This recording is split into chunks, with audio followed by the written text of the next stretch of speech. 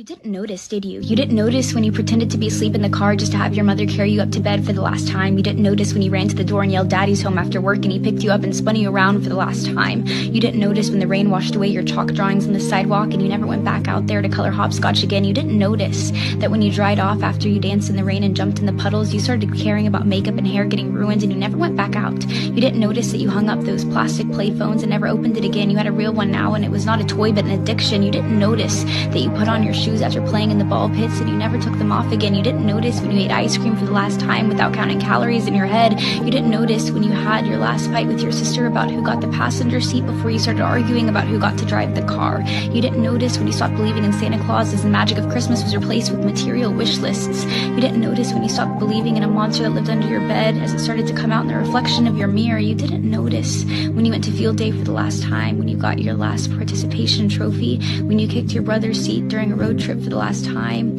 when you had your last play date with your Barbies, when you had your last Disney movie night with your family. You didn't notice that grandparents don't last forever. You didn't notice that your childhood cat wasn't eternal. You didn't notice your parents are growing up too. You didn't notice it, do you?